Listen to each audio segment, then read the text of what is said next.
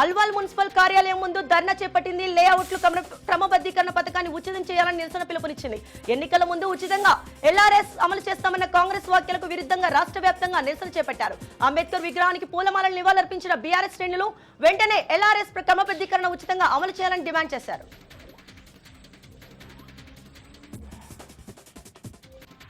LRS అమలును నిరసిస్తూ Quthbullapur municipal కార్యాలయం ముందు బీఆర్ఎస్ నిరసన చేపట్టింది.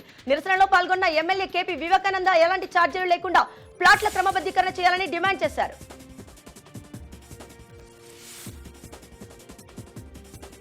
ఎల్ఆర్ఎస్ పై కాంగ్రెస్ ప్రభుత్వ నిర్ణయాన్ని వ్యతిరేకిస్తూ బీఆర్ఎస్ రాష్ట్ర వ్యాప్త నిరసనకు పిలుపునిచ్చింది. కుకట్పల్లి జోనల్ ఆఫీస్ ముందు బీఆర్ఎస్ ఆధ్వర్యంలో పేదలకు గుదిబండలాగా మారిన ఎల్ఆర్ఎస్ ఉచితంగా ఇవ్వాలని స్థానిక కార్పొరేటర్లు ధర్నా చేపట్టారు. తెలంగాణలో డ్రగ్ కంట్రోల్ అధికారుల తనిఖీలు నిర్వహించారు. నల్గొండలో సాయిరామ్ ఫార్మా అండ్ సర్జికల్ తనిఖీ చేసి అధికారులు మినోక్సిటాప్ 10% అనే డ్రగ్ ను అధికారులు సీజ్ చేశారు. ఈ మెడిసిన్ ను వెంట్రుకలు తిరిగి పెరగడానికి ప్రేరేపించేలా ప్రచారం చేస్తూ మెడిసిన్ అమ్ముతున్నారని తెలిపారు. హైదరాబాద్ కుకట్పల్లి ప్రశాంత్ నగర్ లో అగ్ని ప్రమాదం చోటు చేసుకుంది.